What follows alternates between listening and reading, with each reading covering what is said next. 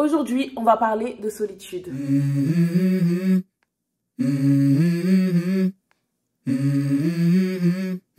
Let's go. Allô tout le monde, ich bin Océane et aujourd'hui j'ai décidé de vous parler d'un sujet qui me tient à cœur, qui je pense can make or break votre expérience à l'international et surtout en expatrié, puisque vraiment l'expatriation c'est pas pour les faibles et la solitude lorsqu'on est expatrié c'est vraiment quelque chose de central. Honnêtement, s'il y a bien une seule chose sur laquelle toutes les personnes qui s'expatrient peuvent se mettre d'accord, c'est vraiment que l'expatriation, c'est une expérience extrêmement solitaire. On imagine souvent que l'expatriation, c'est un renouveau, un nouveau départ, voire même une réinvention de soi.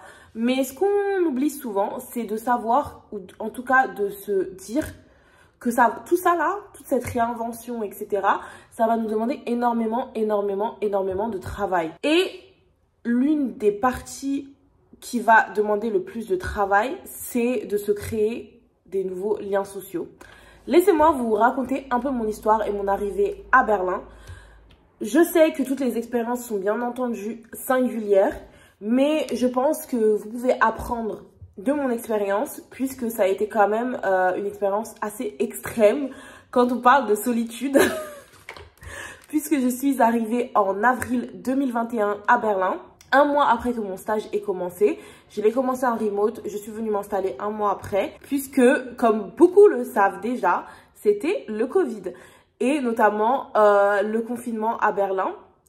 En France, ça venait tout juste de revenir quand je suis partie. Et en Allemagne, ça venait tout juste de fermer. Donc, j'ai vécu 2 confinements back-to-back. Donc, vraiment, la recette pour le succès, c'était vraiment la mienne. Donc bon, qui dit confinement dit bureau fermé.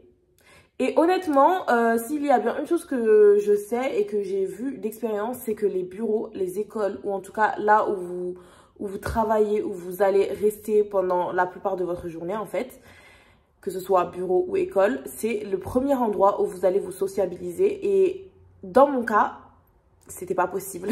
Du coup, c'était assez galère de rencontrer des gens, de me faire des amis ou en tout cas des connaissances. Et en plus, moi, je ne suis pas la personne la plus sociable. Et donc, je ne m'inscris pas sur les groupes Facebook. Et pour couronner le tout, il n'y avait rien d'ouvert. Parce que les bureaux, oui, ils étaient fermés. Mais aussi tout ce qui est endroit où vous pouvez rencontrer des gens. C'est-à-dire, des endroits où les gens ils se réunissent en fait. J'avais des colocataires, mais honnêtement on était assez différents. J'ai essayé de me sociabiliser avec eux, mais à un moment donné on force pas l'amitié, hein, vous savez. Franchement, je vais pas mentir, les premiers mois ils ont été extrêmement durs. Au plus fort de ma solitude, ça me brisait vraiment le cœur de voir que par exemple mes potes à Paris ils faisaient des sorties, ils allaient là, ils allaient là-bas.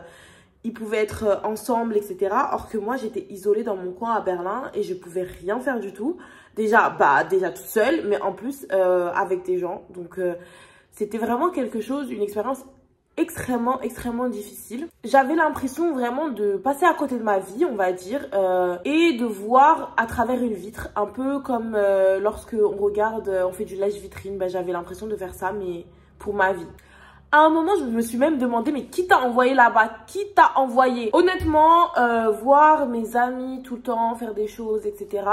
Ça m'a vraiment poussée à, pendant beaucoup de mois, faire énormément d'allers-retours, énormément. Je pense que je faisais bien un aller-retour par mois parce que je me sentais seule. Mais c'est vraiment quand j'ai décidé de vraiment me dire, tu sais quoi, Océane, vis ta vie ici, à Berlin. Arrête de vivre ta vie en un coup là-bas, un coup ici, un coup là-bas, un coup ici, que ça m'a permis de vraiment aller mieux et de poser mes bases à Berlin. Déjà, ce qui a facilité les choses, c'est que mon bureau a réouvert. Donc déjà, j'ai pu me sociabiliser un peu plus avec mes collègues, puisque je sais pas s'il y a certains d'entre vous qui avaient commencé un travail en remote, mais c'est pas la même façon de se sociabiliser.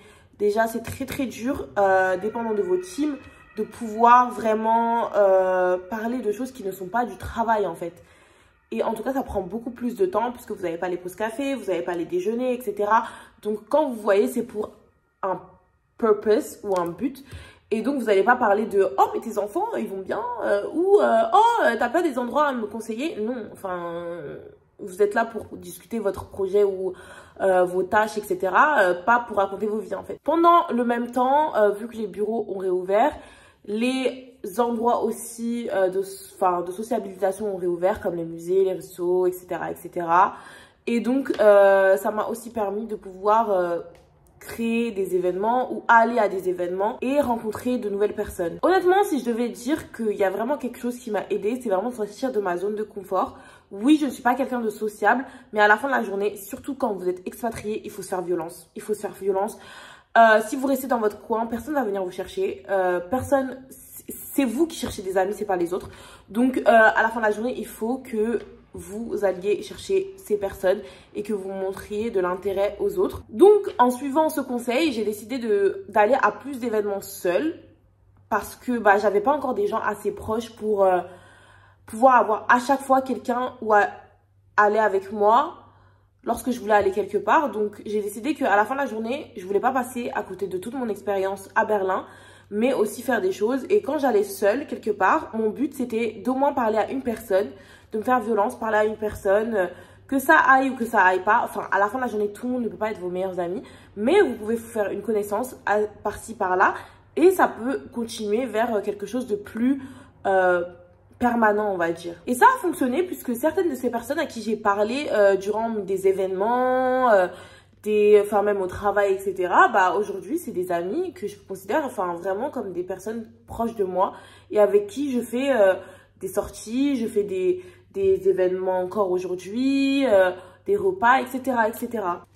Alors, comment on se fait des amis en tant qu'expat? D'abord, il faut être proactif, comme je vous le disais tout à l'heure. Il faut vraiment se faire violence. Ça peut paraître évident, mais il faut se pousser de sa zone de confort, aller à des événements, rejoindre des groupes, que ce soit des clubs de sport. Il y a aussi l'application Meetup. Il y a plein de choses que vous pouvez faire pour pouvoir rencontrer de nouvelles personnes. Honnêtement, moi, c'est pas trop mon truc, mais il y a les groupes Facebook aussi. Il y a plein de choses. Honnêtement, si vous voulez vraiment vous faire des amis, vous pouvez le faire.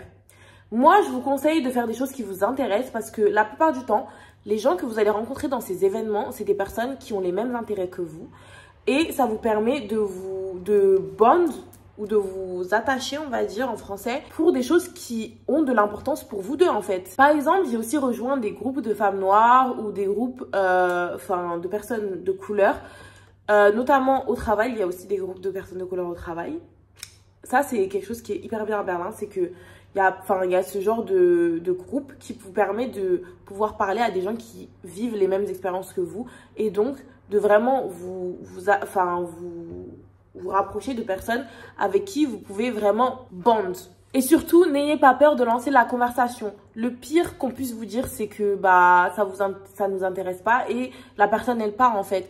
Mais honnêtement, vous ne perdez rien de lancer la conversation avec quelqu'un. Parce que peut-être que vous êtes timide, mais cette personne aussi, elle est timide et vous pouvez passer à côté d'amitié en or juste parce que tout le monde est timide et personne ne veut se parler en fait. Un autre conseil, c'est de ne pas avoir peur de demander de l'aide à vos collègues, à vos déjà connaissances, etc.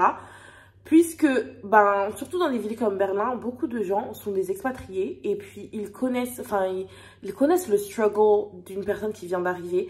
Ils savent très bien que Berlin ou autre, c'est pas facile de se faire des amis, c'est pas facile de créer son cercle et donc ils peuvent vous donner des tips and tricks et même peut-être vous inclure dans leur propre groupe en fait. Mais un truc qui est vraiment important et qu'il faut vraiment garder à l'esprit, c'est que former des liens, ça prend du temps.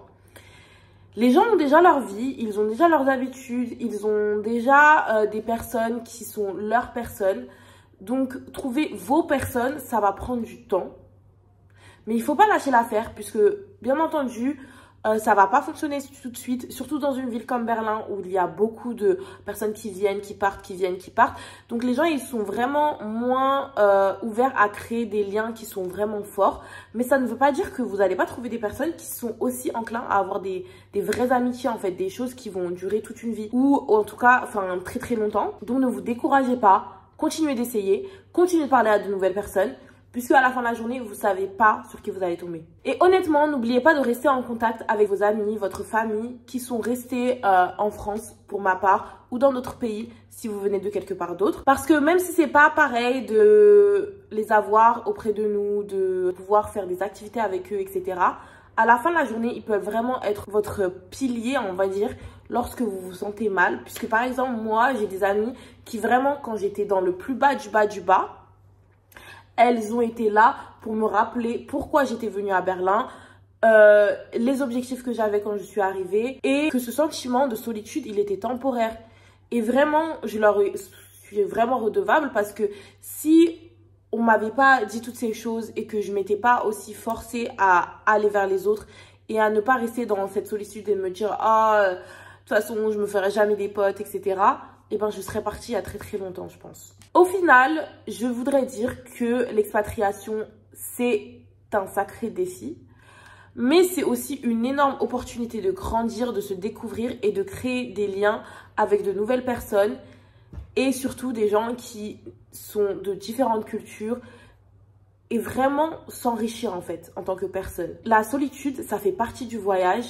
Mais c'est aussi ce qui rend les nouvelles amitiés et les nouvelles expériences spéciales. Si vous êtes expat ou que vous souhaitez le devenir, sachez que vous n'êtes pas seul à ressentir la solitude, surtout au début. C'est une expérience commune et c'est ok de trouver ça vraiment difficile. Continuez à essayer de vous créer des liens, de trouver des personnes qui vous correspondent, etc. Parce qu'à la fin de la journée, quand ce sentiment de solitude, il va passer, vous allez vous rendre compte de la chance et de l'opportunité que vous avez. Voilà, c'était une vidéo qui, j'espère, vous a inspiré. Si vous avez des questions ou que vous voulez partager votre propre expérience, vous pouvez laisser un commentaire et n'oubliez pas d'aimer la vidéo et de vous abonner. Tchuss!